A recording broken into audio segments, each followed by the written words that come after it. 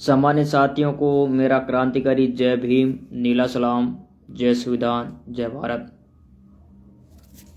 सामान्य साथियों, आपके बीच में काफ़ी समय से लाइव हूँ। मेरे तमाम मिशनरी नौजवान युवा साथी सबके साथ सहयोग व आशीर्वाद से आपका भाई हमेशा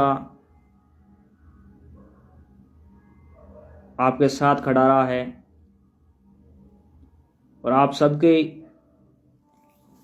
साथ सहयोग व आशीर्वाद की वजह से आज आपके भाई की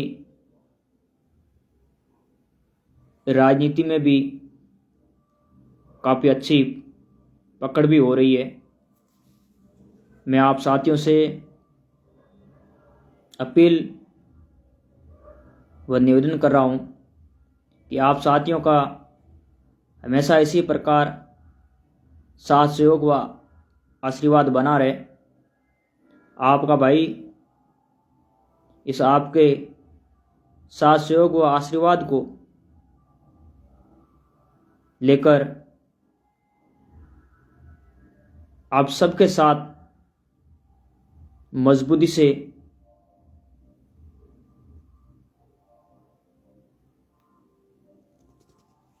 लड़ाई लड़ेगा। सामान्य साथियों, राजस्थान के अंदर बीते चुनावी सत्र को लेकर आप सब लोगों को मैं धन्यवाद देना चाहता हूं। सामान्य साथियों, आप सबके साथ सहयोग व आशीर्वाद से राजस्थान के अंदर बहुजन समाज पार्टी की 2 सीटें जीतकर मैदान में आई और काफ़ी विधानसभा क्षेत्र में सीटें बहुजन समाज पार्टी की दूसरे व तीसरे स्थान पर रही है। इसी प्रकार बाड़मेर जिले के अंदर आप तमाम नौजवान युवा साथियों के संघर्ष से बहुजन समाज पार्टी की उम्मीदवारी पेश करने वाले उम्मीदवार घर घर तक बाबा साहेब डॉक्टर भीमराव अंबेडकर व काशीराम जी की मिशन को लेकर नीला झंडा हाथी निशान के झंडे के नीचे खड़े रहकर मजबूती से घर घर जाकर चुनावी सत्र में बसपा की लहर घर घर तक पहुंचाई और आप सबके साथ सहयोग से बाड़मेर जिले में बहुजन समाज पार्टी के उम्मीदवारों को उचित मतदान कर उनका हौसला बढ़ाया और राजनीति में उन युवाओं को मजबूत करने के लिए उनका हौसला आगे बढ़ाकर एकता का परिचय दिया। आप सभी का मैं दिल की गहराइयों से धन्यवाद देता हूं। सामान्य साथियों, मैं आपसे इस वीडियो के मार्फत चुनावी सत्रों को लेकर मेरा हमेशा आपसे निवेदन रहेगा और हमेशा आप और हम सब मिलकर लड़ेंगे। अभी अप्रैल में एमपीओ के चुनाव आ रहे हैं, तो हम जो विधानसभा क्षेत्रों के जो चुनाव लड़े थे उम्मीदवारों ने, वहाँ कुछ कमियों के कारण हमें पीछे रहे हैं। तो इस कमियों को पूरा करने के लिए हम अप्रैल महीने में जो एमपीओ के चुनाव होंगे उस पर हम खरे उतर कर उस कमियों को पूरा करने का काम करेंगे और केंद्र में हम हमारी सरकार को मजबूती से बनाने का काम करेंगे। इसलिए साथियों से मेरा निवेदन रहेगा कि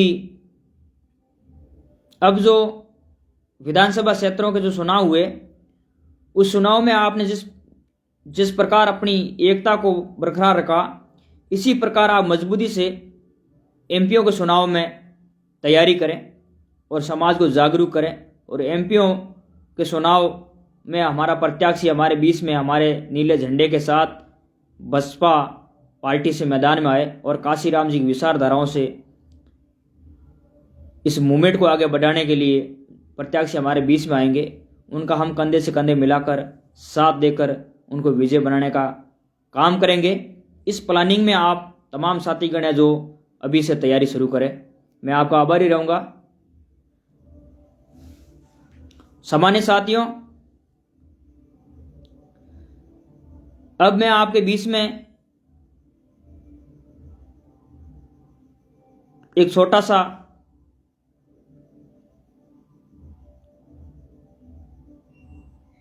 दुख भरा एक मैसेज पेश करूंगा। साथियों, कांग्रेस कार्यकाल में जब 5 साल तक सरकार रही तो राजस्थान के अंदर दलित वर्ग के साथ अन्याय अत्याचार दिनों दिन बढ़ता गया और उसे पिछड़े वर्ग के, अनुसूचित जाति, दलित वर्ग को समय पर न्याय नहीं मिल पाया और वो दर दर की ठोकरें खाते रहे। और दलित वर्ग के साथ राजस्थान में जिस तरीके से अपराध बढ़ा, जिसे दुखी होकर SC ST के तमाम साथीगणों ने सड़कों से लड़ाई लड़ते लड़ते विधानसभाओं की तैयारी की और इस बार है जो सरकार को भी काफी मजबूती से झटका भी दिया। सामान्य साथियों, लेकिन बड़ा दुख होता है मुझे जब मैं घटनाएं सोशल मीडिया के मार्फत देखता रहता हूं, पर मैं आपके बीच में हर समय इस बार फेसबुक पर लाइव नहीं रह पा रहा हूं क्योंकि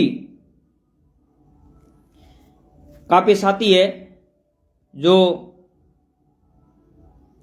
सोशल मीडिया पर टिक्का टिप्पणी करते रहते हैं और धरातलीय स्थल पर पूरा साथ नहीं देते हैं, जिसके कारण मैं इस बार फेसबुक पर लाइव कम रहता हूं। लेकिन जैसे मैंने पिछले 5 साल में मैंने बहुजन समाज के पीड़ित परिवारों की जब मैंने बाड़मेर हो, चाहे पाली हो, सिरोही हो, जालोर हो, जैसलमेर हो, मैंने हर जिले में जब हमारी समाज के साथ जब भी अन्याय हुआ है, मेरे से हुआ जितना मैंने हमेशा पीड़ितों के लिए सहयोग किया, मैंने लड़ाई लड़ी। तो कई साथियों ने सोशल मीडिया पर मेरे खिलाफ टिक्का टिप्पणी भी करने की शुरुआत की, तो मुझे थोड़ा दुख हुआ कि मैं समाज के लिए लड़ता हूं और समाज भी मेरी टांग खींचती है, तो बड़ा दुख होता है। हाँ, आपकी और मेरी विचारधारा में कुछ अंतर हो सकता है, पर मैं मेरी समाज के साथ, मेरी कौम के साथ मैं कभी गलत नहीं करूंगा। ये मेरा सबसे पहला उद्देश्य है। मैं खुद मर जाऊंगा पर बढ़ते अपराध को आंखों से देखकर अनदेखा नहीं करूंगा। मैं पीड़ित का पूरा साथ दूंगा। सामान्य साथियों, बाड़मेर जिले में, चाहे सिरोही हो, चाहे जालोर जिले में हो, जहां भी जब भी अन्याय हुआ है और आपका भाई जिस धरना स्थल पर पहुंचा है, जो कभी भी पीड़ित परिवार को आश्वासन देकर वहां से रिटर्न रवाना नहीं हुआ है, हमेशा उनके साथ कंधे से कंधे मिलाकर खड़ा रहा है। और मैंने पहले भी कई बार कहा है कि राजस्थान के अंदर हमें न्याय कानून के मार्फत मिलता है, लेकिन अब परिस्थिति ऐसी बन गई है कि हमें न्याय भी जाति देकर मिल रहा है। जिसकी राजनीति में पकड़ हो, जिसकी पेशेवर हो, संख्या बल में वो ज़्यादा हो और जिसकी राजनीति में जिनकी मजबूत पकड़ है, तो वो धरने की उम्मीद नहीं रखता है, वो न्याय प्राप्त कर लेता है।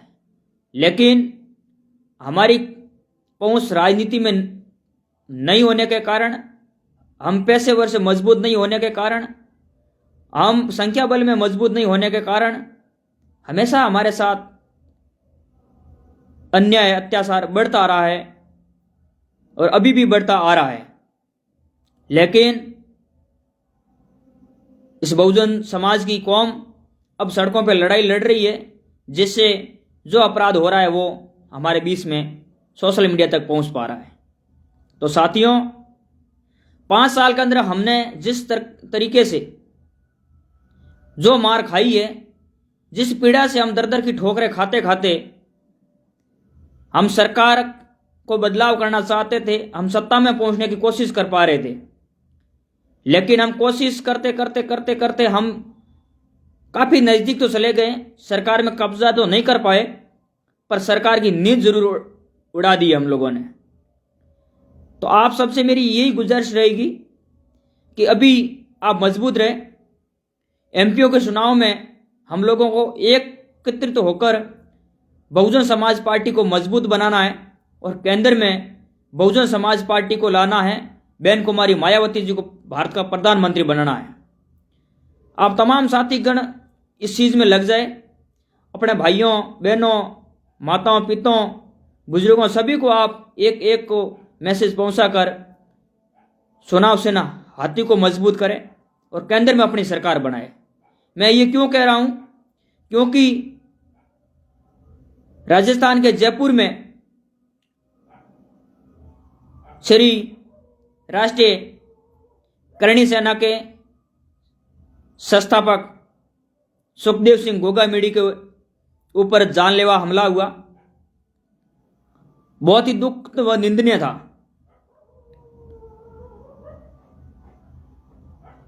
साथियों, गोगामेडी की जब हत्या हुई उस समय एक हमारे बहुजन समाज का एक साथी था जिसका नाम हेमराज खटीक करके था।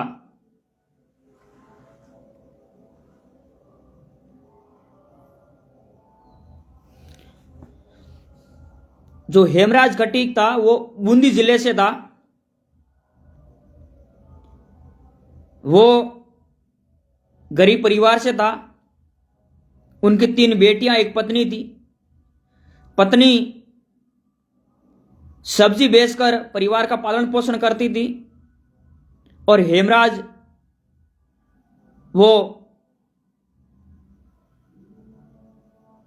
दयालु व्यक्ति था और पक्षियों की वो देखरेख ज़्यादा करता था।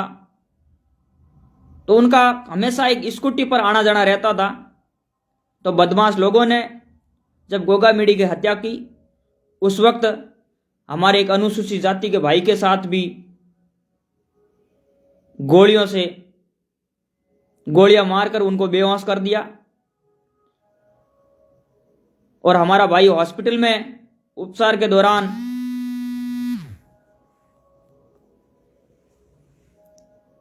उनकी मौत हो गई। लेकिन जब राजस्थान बंद हुआ, करणी सेना के संस्थापक की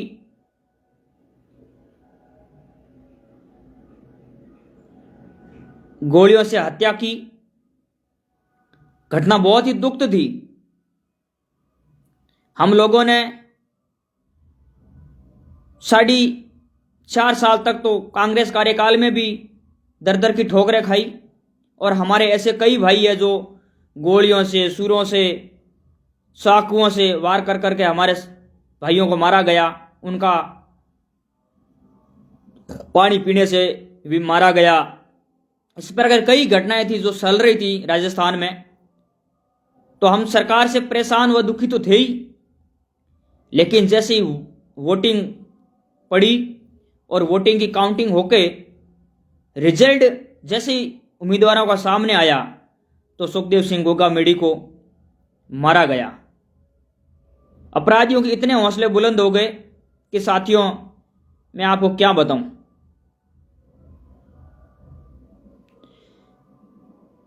मैं साथियों आपको बस इतना ही कहना चाहता हूं कि जब हेमराज खट्टी को सुखदेव सिंह गोगामेडी के घटना हुई, उसी वक्त की अगर हेमराज खट्टी के साथ घटना घटित हुई है, तो राजस्थान के अंदर जब सुखदेव सिंह गोगामेडी की न्याय में सर्व समाज के द्वारा आंदोलन किया गया, तो उस हेमराज खट्टी परिवार के लिए भी सर्व समाज ने आंदोलन क्यों नहीं छेड़ा। साथियों जब हमारा भाई मारा जाता है तो उनकी कोई आवाज नहीं उठाता, और आप और हम ऐसे साथी हैं जो भारतीय संविधान को सर्वोपरि मानकर जब भी किसी भी कौम के साथ घटना होती है, हम सबसे पहले अपराध करने वालों को मुंह तोड़ जवाब देते हैं और प्रशासनिक अधिकारियों से कार्रवाई की अपील करते हैं, और हम किसी भी अपराधी के पक्ष में खड़े नहीं होते हैं। हम हमेशा अपराध के खिलाफ रहे हैं।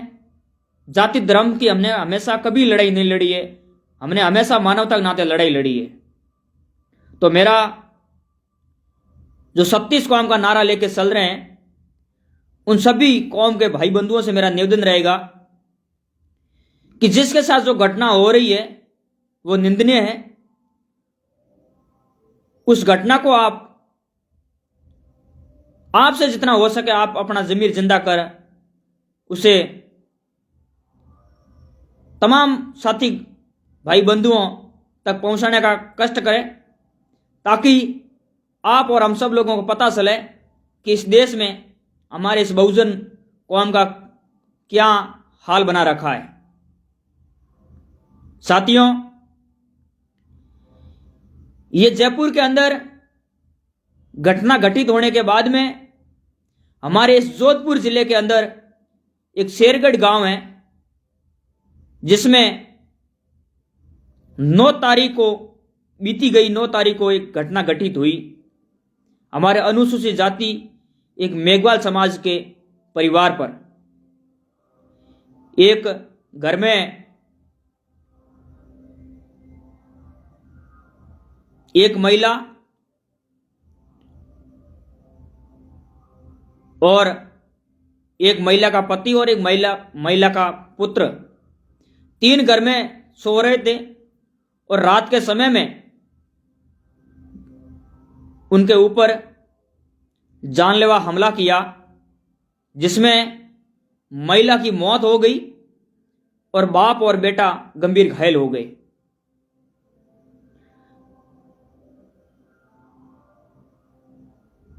घायल के भाई ने पुलिस को सूचना दी। पुलिस मौके पे पहुंची तो महिला मृतक पाई गई, मृतक मिली, और घायलों को उपचार के लिए ले जाया गया। और प्रशासनिक अधिकारियों ने दैनिक भास्कर जोधपुर अखबार में जांच में जुटी बात बताई। कितने दुख की बात है साथियों,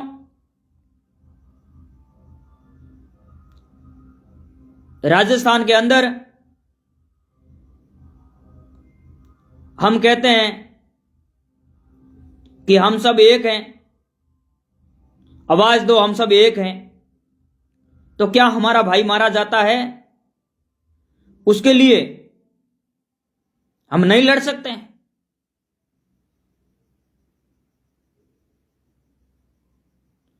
थोड़ा विचार कीजिए साथियों। मैं आप लोगों को ज्यादा कुछ भी नहीं कह पाऊंगा। मुझे दुख होता है जब मैं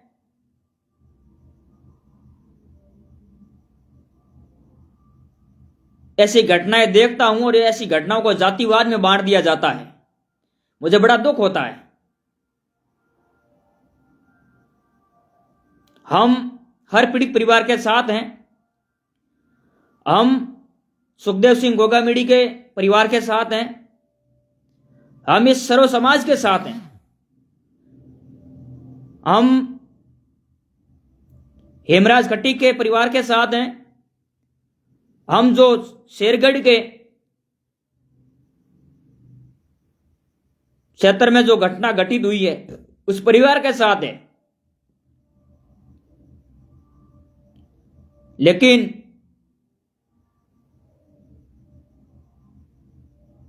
थोड़ा आप और हम सबको समझना होगा। मैं आप लोगों को सही व सत्य बात बताता हूं, इसलिए कई ऐसे भी साथी हैं जो मेरी इस फेसबुक आईडी से जुड़े हुए हैं, तो मेरे कोई दुश्मन भी जुड़े हुए हैं, इसे मेरा लाइव देख भी रहे हैं और टिक्का टिप्पणी भी कर रहे हैं, और जब मौका मिलता तब वो मेरे ऊपर हमला भी बोलते हैं। लेकिन मैं आप तमाम भाई बंधुओं को कह देना चाहता हूं कि जब तक आपका साथ सहयोग व आशीर्वाद रहेगा तब तक दीपक बरवड़ का बाल भी बौंका नहीं कर पाएंगे। आपका भाई कभी मौत से डरा नहीं है, हमेशा लड़ेगा, अपराध के खिलाफ हमेशा लड़ेगा। अगर अपराध के खिलाफ लड़ते लड़ते मेरी मौत भी आ जाए तो भी मैं चुप नहीं बैठूंगा। साथियों, मैं हमेशा अपराध के खिलाफ लड़ता रहूंगा, लेकिन जब वक्त आता है उस वक्त आप भी एक मजबूती से लड़ने का संकल्प लें। आप और हम सब के ऊपर अन्याय अत्याचार जो हो रहा है ये बंद हो जाएगा।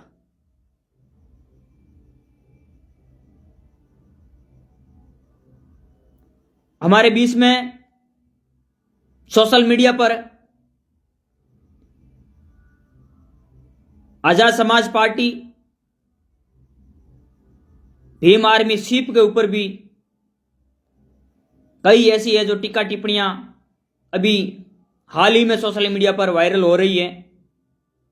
तो मैं बहुजन समाज पार्टी का जिला अध्यक्ष होने के नाते मैं 2017 से संघर्ष के मैदान में उतरा और 2020-21 में मैंने बहुजन समाज पार्टी से मेरे एक साथी को मैंने चुनाव लड़ाया और मैंने वहां बहुजन समाज पार्टी का नीला झंडा घर घर तक पहुंचाकर समाज को जागरूक किया, जिसको लेकर तमाम साथियों ने मेरा हौसला बढ़ाया और मुझे कहा कि आप लगातार संघर्ष करते रहे, हम आपके साथ हैं। और कई साथी हैं जो सोशल मीडिया पर अभी भी मेरे यहाँ जो हजारों की तादाद में जो मेरे साथीगण हैं जो मेरा हौसला बढ़ा रहे हैं कि हम आपके साथ हैं। मुझे गर्व है, मैं आप सबकी बदौलत और आप सबके साथ सहयोग व आशीर्वाद से ही इस बहुजन समाज पार्टी का जिला अध्यक्ष हूं। पूर्व में मैं बाड़मेर जिले से भीमसेना का जिला अध्यक्ष था और अभी मैं बहुजन समाज पार्टी से जिला अध्यक्ष हूं। और मैं बहुजन समाज पार्टी के ईमानदार वर्कर होने के नाते बहुजन समाज पार्टी ने मुझे सिवना विधानसभा क्षेत्र से प्रत्याशी के रूप में भी मैदान में उतारा। ये सब आप लोगों की बदौलत है, बाबा साहब की बदौलत, आप सबके साथ सहयोग और आशीर्वाद से मुझे मान सम्मान मिल रहा है। मैं आप साथियों से निवेदन करता हूं कि बहुजन समाज में हम लोग एक होकर लड़ाई लड़े और छोटे मोटे दल एक जाजम पर आकर लड़ाई लड़े तो हम सत्ता में जरूर कुछ हासिल कर पाएंगे। और जो हमारी कौम के ऊपर जो जुल्म हो रहा है इस जुल्म पर हम काबू कर पाएंगे। साथियों, शेरगढ़ के अंदर ढाणी में सो रहे परिवार के ऊपर अज्ञात लोगों के द्वारा जानलेवा हमला किया, हमारी बहन मारी गई और हमारे 2 भाई घायल हुए। ये 10/12/2023 की घटना है, लेकिन आप तमाम साथियों ने इस घटना को सोशल मीडिया पर नहीं देखी होगी। थोड़ा आप ज़मीर जिंदा कीजिए और हमारी कौम के ऊपर जो घटनाएं घटित हो रही है उस पर गौर कीजिए और इस घटना को रोकने के लिए संगठित व एक होने की कोशिश कीजिए। आप मेरी टांग खींचोगे, कुछ भी नहीं मिलने वाला मेरे भाइयों। दीपक बरोड़ा हमेशा हजारों साथियों की आवाज है और हजारों साथियों का भाई रहा है और हजारों साथी मेरे साथ खड़े हैं। एक दो मेरी टांग खींचे उससे मेरा कोई फर्क नहीं पड़ने वाला है। जितना आप मेरी टांग खींच के मेरे खिलाफ टीका टिप्पणी करोगे, जितने साथी मेरे पक्ष में ज्यादा खड़े होंगे, मेरा आपसे निवेदन रहेगा कि आप अपना खुद का काम छोड़कर मेरे बारे में जो लिख रहे हैं, जो मेरे खिलाफ लिख रहे हैं, ये मेरे लिए सबसे बड़ी कामयाबी की चीज है। लेकिन मैं आपसे निवेदन करता हूं कि फालतू की चीजों में ध्यान देने से बेहतर है कि हम लोग सही दिशा में चलने का काम करें, ताकि हम हमारी समाज को एकजुट व संगठित बना सकें और हम कुछ हासिल कर सकें। सामान्य साथियों, जो घटना घटित हुई है, जो मैंने आपको बताई है, मेरी कोशिश रहेगी कि उन पीड़ित परिवारों तक मैं पहुंचूंगा और मेरे से जितना होगा मैं उन पीड़ित परिवारों को न्याय दिलाने के लिए आप सबके साथ सहयोग से उनकी आवाज उठाऊंगा। इस लाइव के अंतिम स्टेप में मैं आप सभी को एक छोटा सा संदेश देना चाहता हूं मेरे खुद के सोशल मीडिया प्लेटफॉर्म पर। सामान्य साथियों, मेरा व्हाट्सएप करीब 1 महीने से बंद चल रहा है, तो कई साथियों ने मुझे व्हाट्सएप पर संपर्क किया होगा और मैं किसी साथियों के संपर्क का जवाब नहीं दे पाया हूं, तो आपके भाई को माफ करें, क्योंकि मेरा व्हाट्सएप बैन हो गया है। मेरे कई साथियों ने मुझे मार्ग भी बहुत बताए पर सेटअप नहीं हो पाया, जिसके कारण मैं आपके मैसेज का जवाब नहीं दे पाया हूं, तो आप अपने भाई को माफ करें। कोशिश करता हूं जल्द ही आपके बीच में व्हाट्सएप पर भी आपके बीच में रहूंगा। और बाकी काफ़ी सोशल मीडिया है जो मुझे इस बार है जो रोक लगा रखी है।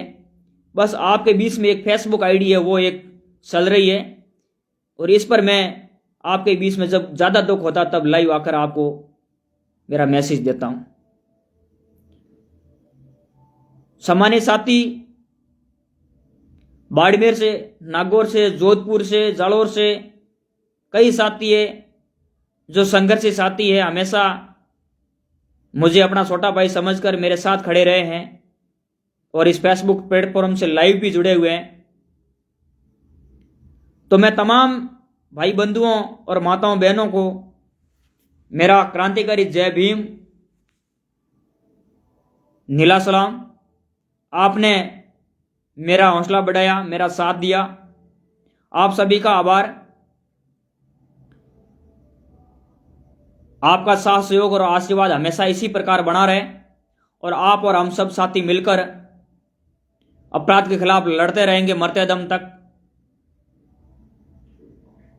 और जो हमारे ऊपर जुल्म हो रहा है, इस जुल्म को हम मुंह तोड़ जवाब तब दे पाएंगे जब हम सत्ता में मजबूत होंगे। तो सत्ता में मजबूत होने के लिए हमें हमारे राष्ट्रीय लेवल की पार्टी है जो काशीराम जी के द्वारा सन 1984 में बनाई गई थी, बहुजन समाज पार्टी, जिसका नीला झंडा हाथी निशान है। हम लोगों को इस झंडे के नीचे मजबूती से एक तरफा खड़ा होकर अप्रैल माह में होने वाले एमपीओ के चुनाव में इस चिन्ह को विजय बनावे, बहन कुमारी मायावती जी को इस देश का, इस भारत देश में प्रधानमंत्री बनावे, ताकि आप और हमारे ऊपर जुल्म करने से पहले 100 बार वो अपराधी सोचे। हमारी बहन कुमारी मायावती जी ने हमारे इस कौम की आवाज़ उठाने के लिए जब संसद में आवाज़ उठाई तो उनको बोलने से रोका गया, तो बहन कुमारी मायावती जी ने कहा कि मैं मेरी कौम की आवाज़ नहीं उठा सकती हूँ तो मुझे इस संसद में, इस पार्लियामेंट में मेरा क्या रहा। मुझे आज से इस पद से मैं इस्तीफा दे रही हूं अगर मेरी कौम के लिए मुझे बोलने नहीं दिया जाता है तो साथियों, समझना चाहिए हम लोगों को कि आखिर में अपना अपना ही होता है और अपने लिए लड़ने वाला होता है। जिसका दर्द होता है सीने में वही लड़ सकता है। और बहन कुमारी मायावती जी ने सर्व समाज को साथ में लेकर हमारी कौम को जागरूक किया है। साथियों, आप किसी भी संगठन से जुड़े हुए हैं, किसी भी राजनीतिक पार्टी से जुड़े हुए हैं, एक बार आप काशीराम जी के विचारों को ऊपर चलकर शमशागिरी किताब पढ़कर जरूर विचार करें। सामान्य साथियों, आपने अपने भाई का साथ दिया, लाइव सुना, आप सभी का आभार। जय भीम, नीला सलाम, जय काशीराम, जय बाबा साहेब डॉक्टर भीमराव अम्बेडकर, जय संविधान, जय भारत। धन्यवाद साथियों।